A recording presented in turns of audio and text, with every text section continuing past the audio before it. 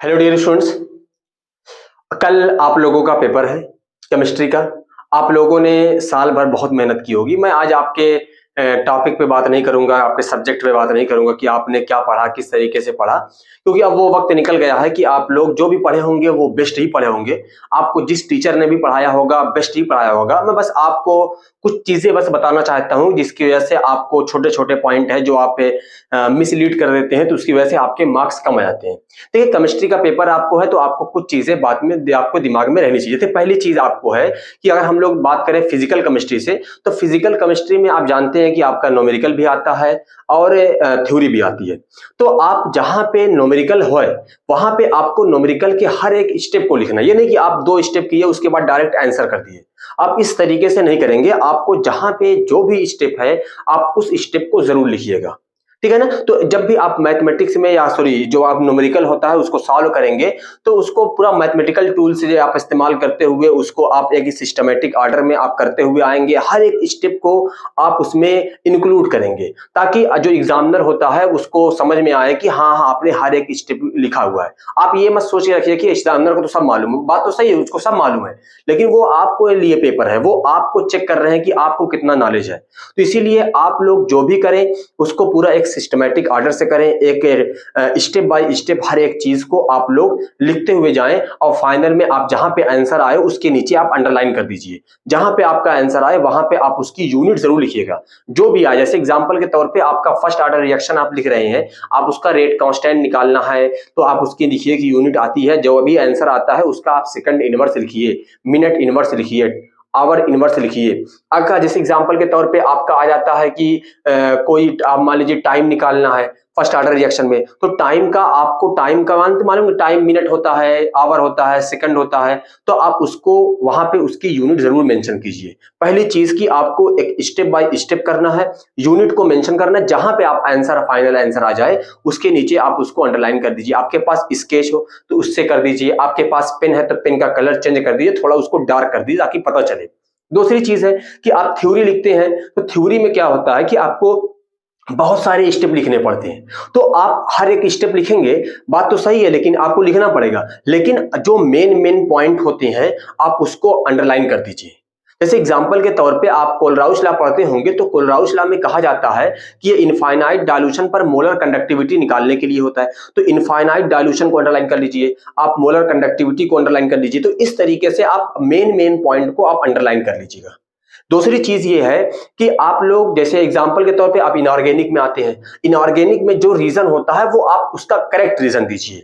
आप उसको सोचिए कि आप उसका जो चीज पूछा हुआ है उसका करेक्ट रीजन क्या होगा। ऐसा नहीं कि आप किसी और रीजन को उठा के उसमें मैच कर दिए, उसी में ऐड कर दे रहे हैं, ऐसा नहीं। और जो रीजन वाला क्वेश्चन होता है उसको उसी हिसाब से करना है। यानी अगर क्वेश्चन 1 नंबर का आता है तो ऐसा नहीं कि आप उसको 1 पेज में लिख दीजिए, आप उसको 2 पेज में लिख दीजिए। 1 नंबर का क्वेश्चन है, आप उसको 2-3 लाइन में उसको खत्म कर दीजिए, उसको फिनिश कर दीजिए। अब आते हैं थोड़ा सा, जैसे इनऑर्गेनिक में स्ट्रक्चर आ जाता है तो स्ट्रक्चर आप उसको स्ट्रक्चर ड्रा कीजिए। स्ट्रक्चर का अगर आपको शेप मालूम है, हाइब्रिडाइजेशन मालूम है तो आप उसको मेंशन कर दीजिए। नहीं आता है तो कोई बात नहीं, आप उसका स्ट्रक्चर ड्रा कीजिए, नाम उसके नीचे लिख दीजिए, देन इतना बहुत है। उसके बाद हम लोग ऑर्गेनिक पे आते हैं। देखिए, ऑर्गेनिक का जो पेपर होता है उसमें आप जानते हैं कि रिएक्शन का इस्तेमाल ज्यादा होता है। तो पहले एक छोटी सी बात लेते हैं कि नेमिंग रिएक्शन अगर आपके पेपर में आती है तो आप नेमिंग रिएक्शन के साथ आप स्टेटमेंट जरूर लिखिएगा। सिर्फ आती है कि आपको मान लीजिए एग्जांपल के तौर पे कार्बिलेमीन रिएक्शन, सैंडमेयर रिएक्शन, और एक आ जाती है मान लो कि एल्डोल कंडेंसेशन। 3 रिएक्शन अगर मान लीजिए आपके पेपर में आती है तो आप हेडिंग बना के एल्डोल कंडेंसेशन, उसके बाद आप उसका स्टेटमेंट लिखेंगे कि एल्डोल कंडेंसेशन क्या होता है। उसके बाद अगर आपको बहुत अच्छा नॉलेज है तो आप उसमें लिखिए कंडीशन, क्या क्या कंडीशन लगती है, कौन कौन से कंपाउंड एल्डिहाइड और कीटोन होंगे जो एल्डोल कंडेंसेशन देंगे। उसके बाद आप फाइनल रिएक्शन लिखिए। रिएक्शन को बहुत साफ सुथरा लिखिए, ये नहीं कि उसमें पता नहीं चले कि क्या हो रहा है, कहां से कहां जा रहा है, ये थोड़ा क्लियर हो। हर एक आपको नेमिंग रिएक्शन में स्टेटमेंट के साथ उसके बाद स्टेटमेंट लिखेंगे, देन रिएक्शन लिखेंगे। उसके बाद आते हैं इंटर कन्वर्जन में। इंटर कन्वर्जन के अंदर आपको इंटर कन्वर्जन पूछता है तो आपको वहां पे स्टेटमेंट लिखने की जरूरत नहीं है, आप सिर्फ फाइनल रिएक्शन लिखिए। आपको जो जो रिएक्टेंट इस्तेमाल कर रहे हैं, आयरो पे जो रिएक्टेंट इस्तेमाल कर रहे हैं, आप उसको बस लिख दीजिए एक सिंपल तरीके में। आराम से, अच्छे से और सुंदर सा दिखे।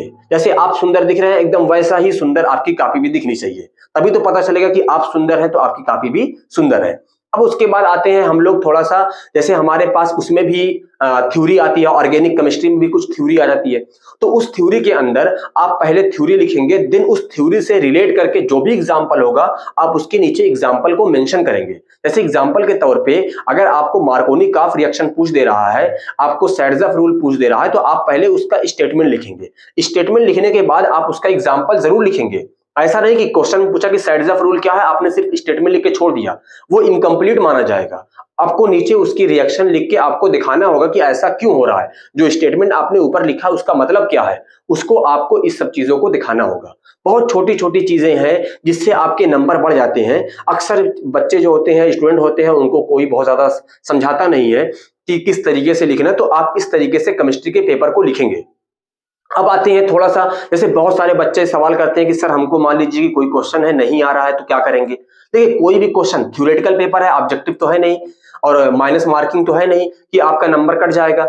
जो पेपर आपको, जो क्वेश्चन आपको नहीं आ रहा है, आप उसको लास्ट पेज में आप उसको लिखिए। क्वेश्चन के बारे में आपने साल भर क्लास किया है, आपने साल भर किसी न किसी टीचर से पढ़ा होगा, तो आप उस टीचर की कुछ भी बातें याद आ रही होंगी, आप उसको लिखेंगे। अगर ऑर्गेनिक का रहा है तो आप उसका रिएक्शन जरूर मेंशन करेंगे।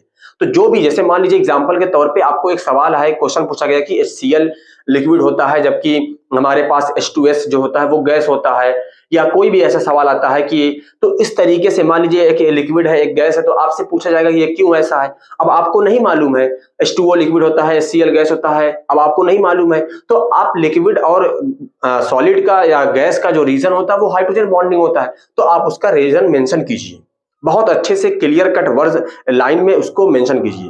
देखिए फिर से एक बार मैं कहता हूं कि आप पहली चीज की जो आप थ्योरी लिखेंगे उसको अंडरलाइन करेंगे, आंसर जो आएगा उसकी यूनिट लिखेंगे, मैथमेटिक्स में जो आप न्यूमेरिकल सॉल्व करेंगे उसका स्टेप बाय स्टेप सॉल्व करेंगे और फाइनल आंसर के नीचे अंडरलाइन करेंगे।